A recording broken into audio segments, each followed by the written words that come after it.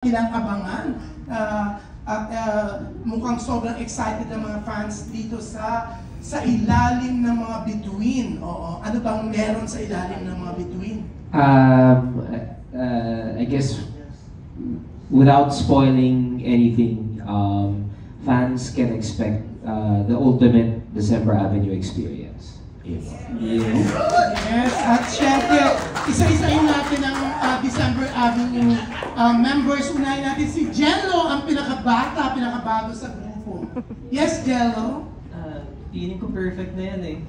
Ultimate December Avenue experience. 5 and more. Thank you, direct pa ako sa linya na yun, hindi ko na kailangan magsalita. Hindi, tama yun sa mga manonood. Sana mag-enjoy kayo at sana magkaroon pa ng maraming concerts natin. Good luck sa atin.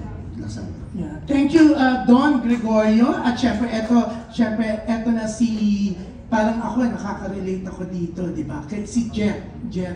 Hello. Yun po, ngayon pa lang, sa lahat ng bumili ng tickets, maraming salamat sa inyo at walang December Avenue kundi dahil sa inyo. Maraming salamat. At syempre, Jem. Yes, Jem. Wala naman masyadong, basta isipin nyo na lang parang pinanood nyo yung favorite movie nyo, pero nadagdag si Piolo. Ay! At syempre, ito na si Sel Bautista, our vocalist. Ayun po, the ultimate December Avenue experience. Of course, as much as possible, we worked with the best production team to make this show affordable. So thank you so much po for purchasing the tickets, and sobrang pinaghandaan namin to actually since ano nang bang month ngayon, so August, since July, yeah. Since last year.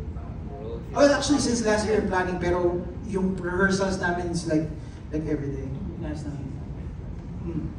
Oh yeah, meron pa palang mga open seats. Actually kasi yung first release ng yung announcement ng ticket selling, so sabi nila na sold out daw agad. So we added more seats.